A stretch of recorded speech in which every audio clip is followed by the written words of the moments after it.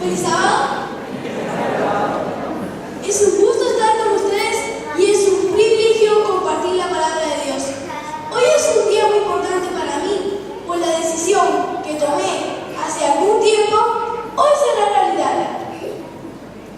Vivimos en un mundo muy avanzado. El ser humano puede lograr grandes cosas, pero es preocupante el hecho de que cada vez las personas confían más y más en sí mismos, y muchas de sus teorías, aunque no están confirmadas, son cada vez más alejadas de lo que Dios nos enseña.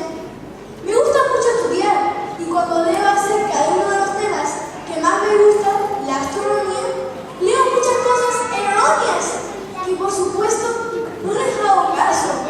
Pero, ¿por qué? ¿Acaso la teoría del Big Bang es más aceptada que la creación de Dios? ¡Claro que no! ¡Es mucho más ilógica!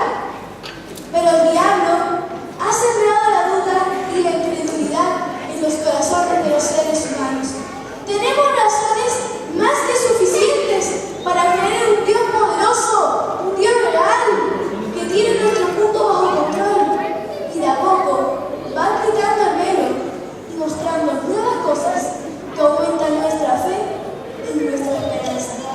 Por ejemplo, yo pensaba que el sistema solar terminaba en la menopausa, y después descubrí estudiando un cuerpo menor del sistema solar llamado Serena y la nube de Oort, que es el supuesto punto final del sistema solar. Pero lo que más me asombró es que no se sabe a qué distancia está la nube de Oort de la Tierra. Hay especulaciones, pero ninguna está confirmada. Se cree que la nube de Oort está a un año luz de la Tierra, pero si Serena es un cuerpo menor que pertenece a la nube de Oort, la nube de Oort estaría mucho más cerca. Pero incluso yo vi en un documental que no se está seguro si la nube de Oort existe o no. Para nosotros todo esto es relativo, incluso confuso, pero ¿será que nos falta algo? Abramos la Biblia en el capítulo 8 de Mateo.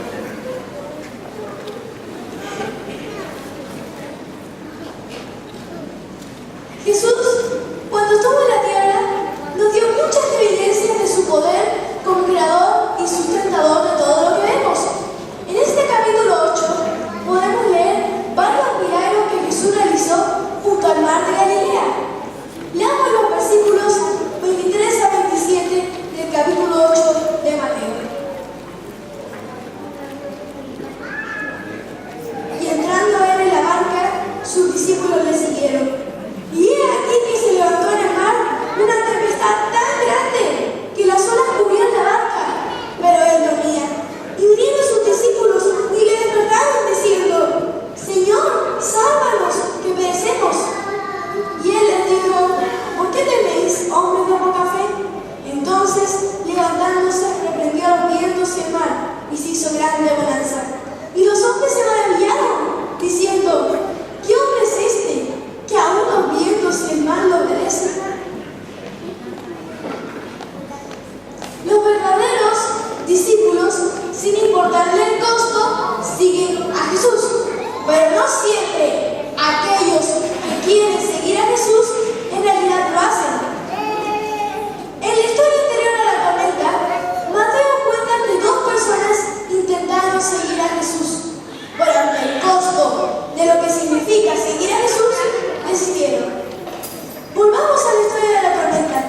Es interesante destacar que según el Evangelio de Marcos, que también comenta este milagro, capítulo 4, versículo 37, dice que otras barcas saltaron al mismo tiempo. Esto nos puede mostrar una gran lección también, pero lo veremos más tarde.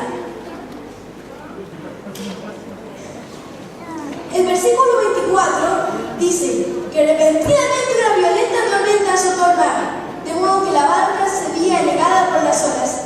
Este pasaje, al leerlo literalmente, y he aquí un gran sacudimiento ocurrió en el mar. La palabra que describe la tormenta es sismo. Esta palabra da existencia a la palabra sismógrafo, que es un aparato que mide la intensidad del temblor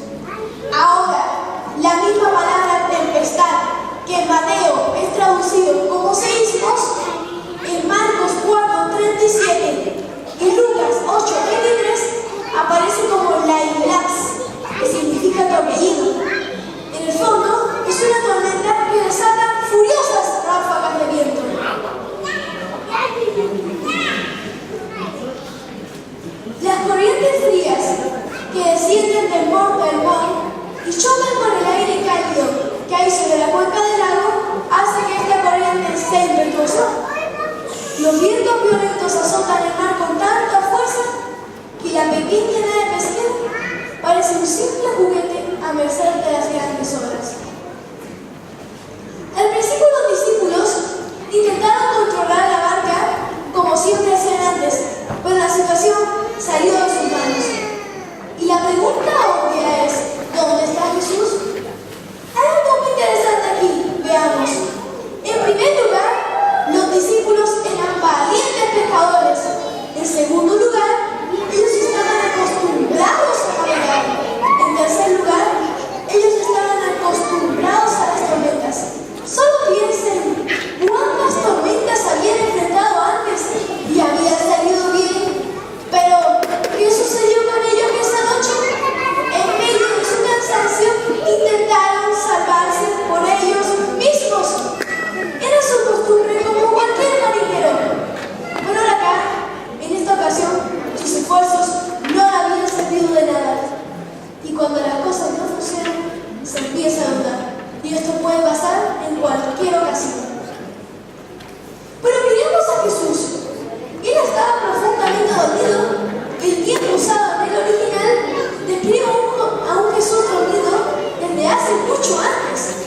El profundo sueño era el resultado de un gran cansancio físico. El capítulo 8 menciona que Jesús hizo variedad de milagros y que incluso cuando llegó la noche le trajeron muchos endemoniados y a todos los sanó. Es lógico que estuviera exhausto. Y no hay mejor sueño que el que se produce después de una ardua jornada de trabajo. Estos son llamados atención a los flojos o a los que pierden horas frente a un computador inantas horas de la noche tratando de buscar el sueño. ¿Quieren tener un sueño profundo y reparador? ¡Trabaje mucho! Pero, igual, ¿cómo él estaba tan tranquilo cuando ellos estaban a punto de morir? Eso también pasa con nosotros hoy. Nos preguntamos, ¿dónde está Jesús cuando tenemos problemas? ¿Dónde está Jesús cuando estamos enfermos? ¿Dónde estará Jesús cuando nos esforzamos, pero igual nos va mal en las pruebas? ¿Será que no se acuerda de nosotros? Cuando Jesús despertó, los discípulos vieron en sus ojos la paz del cielo. Ese amor tan grande que solo puede tener Dios. Y entonces clamaron, sálvanos Jesús. Ahí se dieron cuenta de que Jesús está siempre a nuestro lado. Jesús se levantó y con serenidad mandó que se calmara la tempestad. El mar quedó quieto, las nubes se fueron, volvió la calma y el frío volvió a la vida. Lo que no pudieron hacer los elementos de la naturaleza, esto es, despertar a Jesús, lo logró el llamado angustioso a los discípulos y su propio deseo de ministrar a las necesidades humanas. Despertado del sueño, les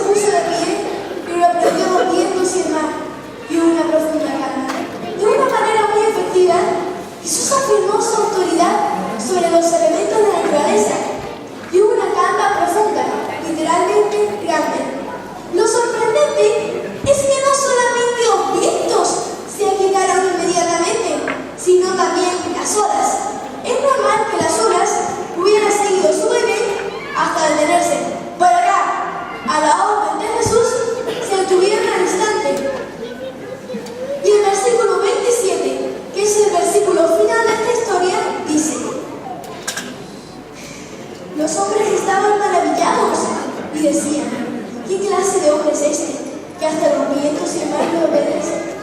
Estos hombres están asombrados. Comienzan a comprender que Jesús es mucho mayor de lo que previamente habían imaginado. Ejerce el control no solamente sobre quienes lo oyen, sobre las enfermedades y los demonios, sino también sobre los vientos y el mar. Al principio habíamos dicho que el Evangelio de Marcos, capítulo 4, versículo 37, dice que otras barcas zarparon al mismo tiempo. Este milagro, sin duda, puede haber sido una señal poderosa para muchas personas que no conocen a Jesús. Pero que ante ruego, súplica y oración de los justos, ellos mismos vienen a ser beneficiados por la bondad y misericordia de Dios. Una persona fiel es un hermoso testimonio para muchas personas que no conocen a Jesús. Y eso es maravilloso, que Dios puede hacer en nuestra vida, también desea hacerlo en aquellos que no le conocen. ¿Queremos que Cristo venga pronto? ¿Queremos dejar de ser hombres de poca fe? Leamos Isaías capítulo 40, de versículos 9 a 12.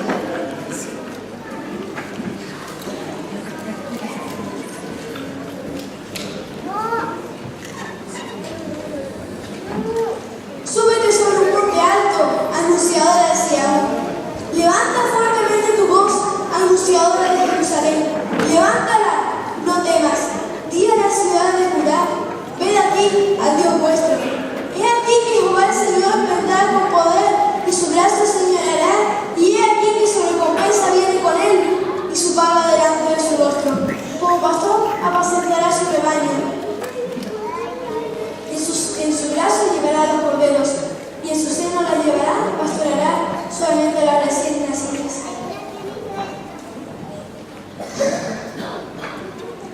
Adultos, jóvenes, niños que estamos acá, buscando ser salvados, buscando fe, esperanza, paz. No sé si hay alguien tan desesperado como los discípulos, o peor aún, no ven a Jesús y luchan salvarse por ustedes mismos. No luchen más, deciden entregarse a Jesús. Él es el único capaz de calmar cualquier tormenta que puedes tener hoy. Quiero dejar con ustedes el final del capítulo 40 de Isaías, a partir del versículo 22. Veamos.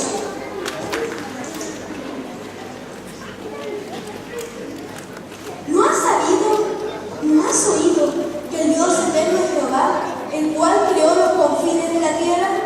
No se desfallece ni se fatiga con cansancio, y su entendimiento no hay quien lo alcance. Él da fuerza al cansado y multiplica las fuerzas al que no tiene ningunas.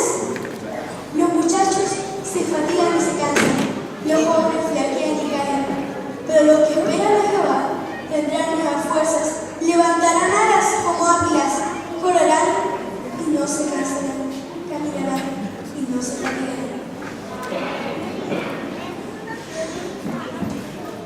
Yo quiero volar como las águilas, correr y no cansarme, y quedar escrito en el libro de la vida. Por eso hoy yo voy a entregar mi vida a Cristo. ¿Quieres tú entregar tu vida a Él en todo momento? Pónganse de pie.